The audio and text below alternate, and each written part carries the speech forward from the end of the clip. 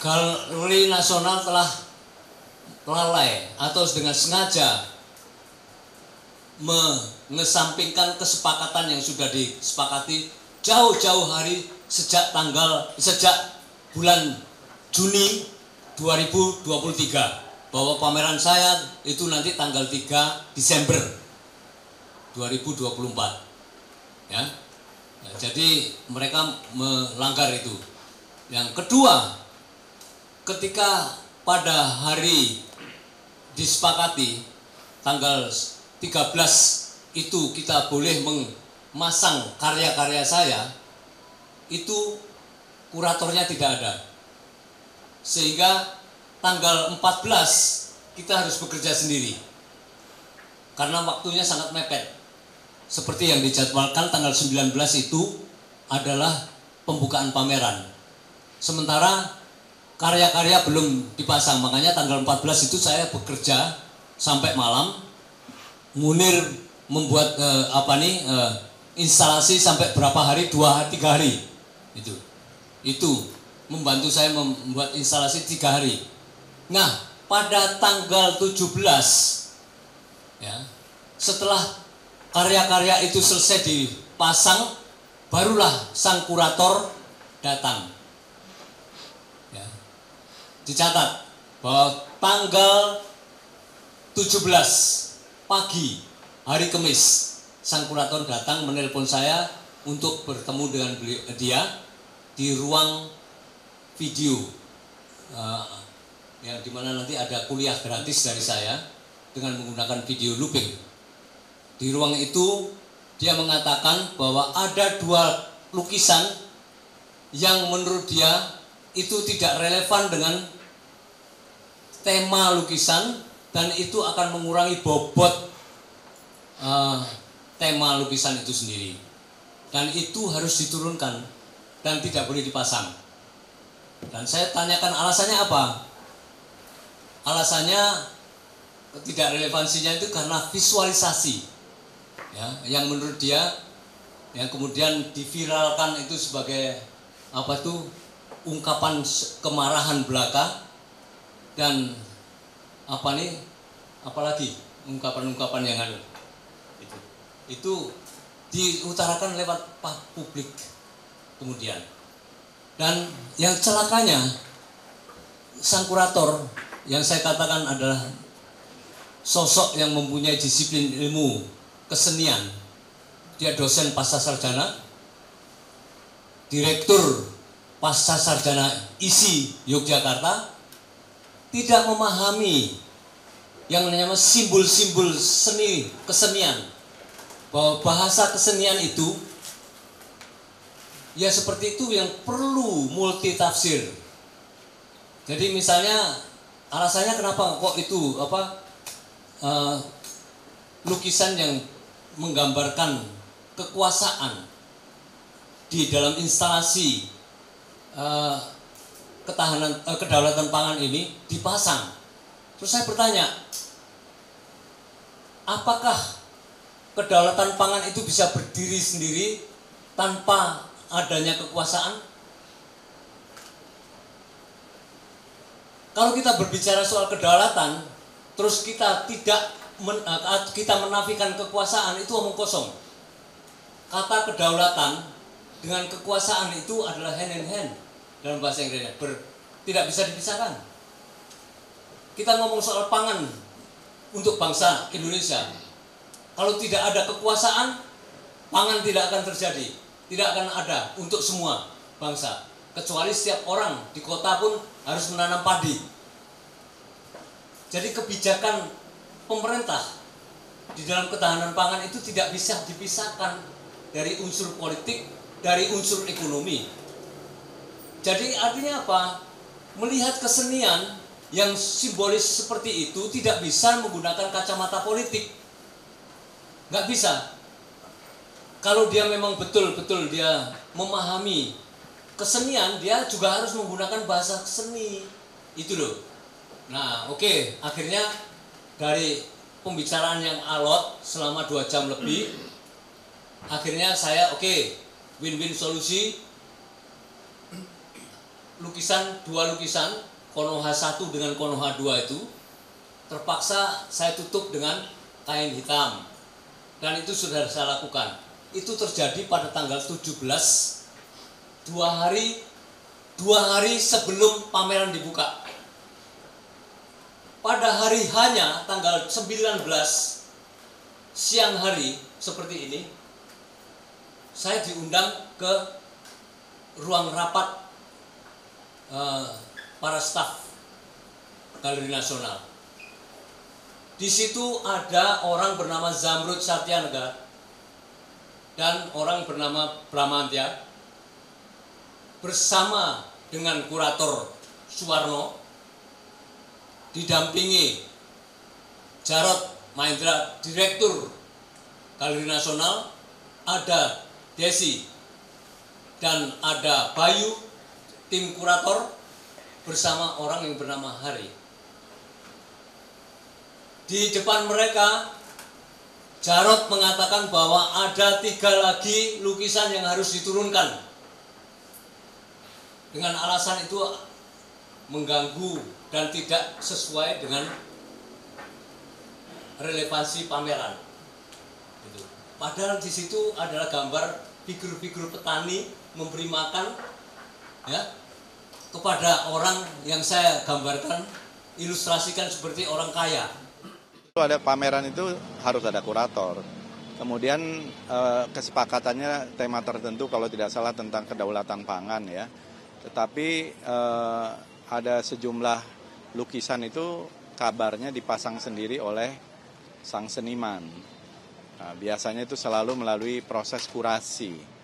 Dan lukisan-lukisan itu tidak ada kaitannya dengan soal kedaulatan pangan. Bahkan agak vulgar, misalnya kuratornya makanya tidak sepakat dengan itu, dan juga mungkin ada motif-motif politik yang lain gitu.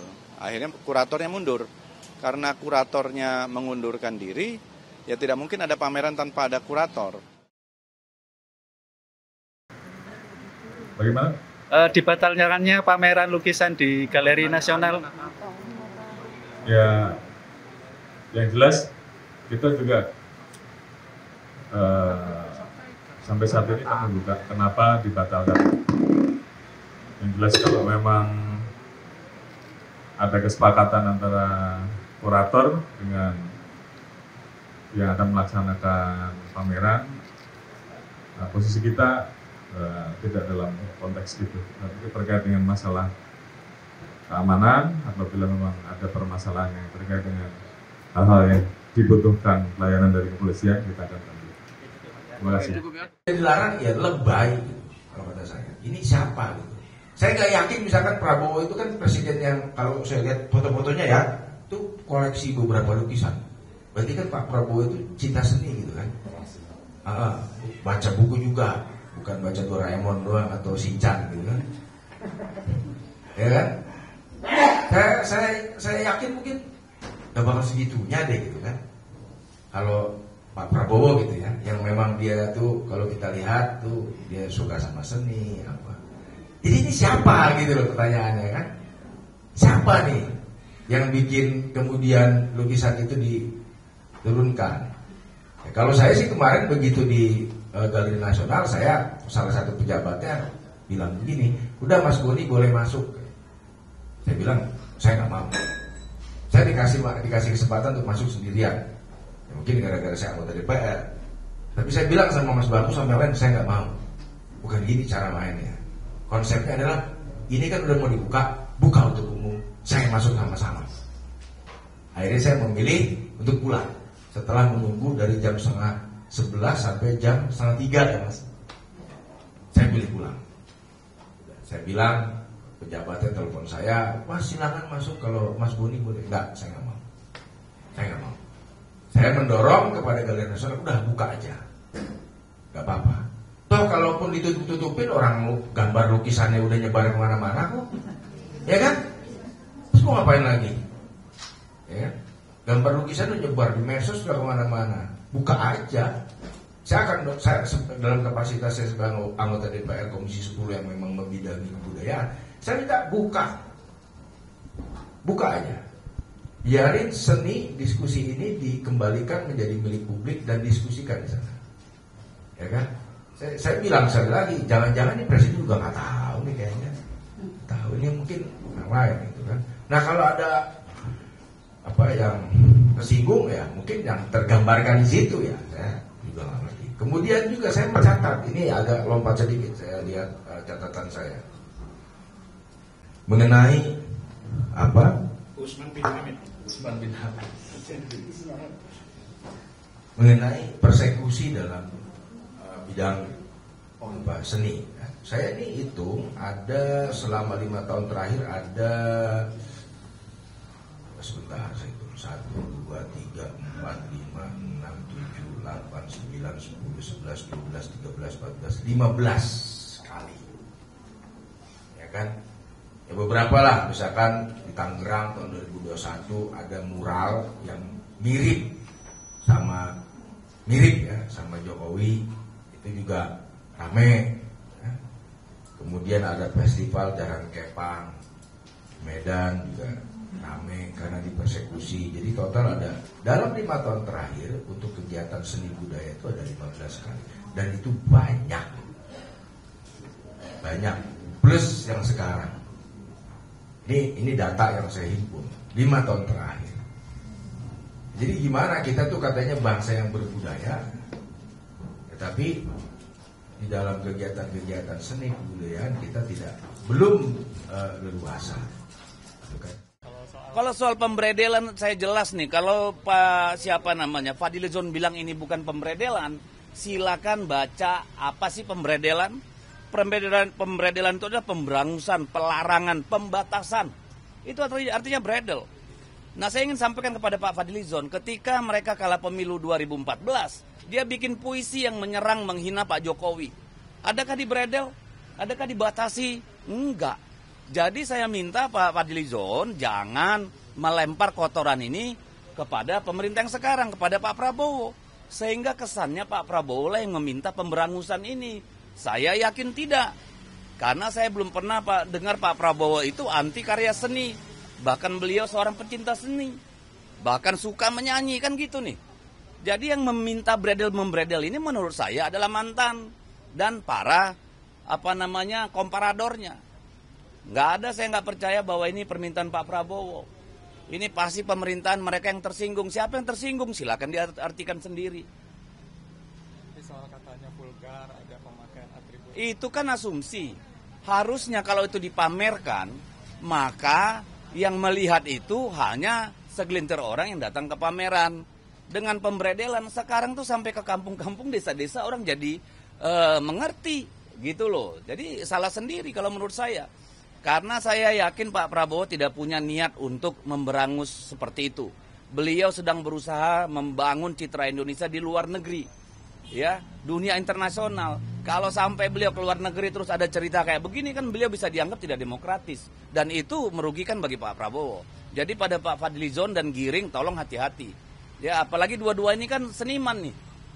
Fadlizon suka nulis puisi, Giring suka nyanyi.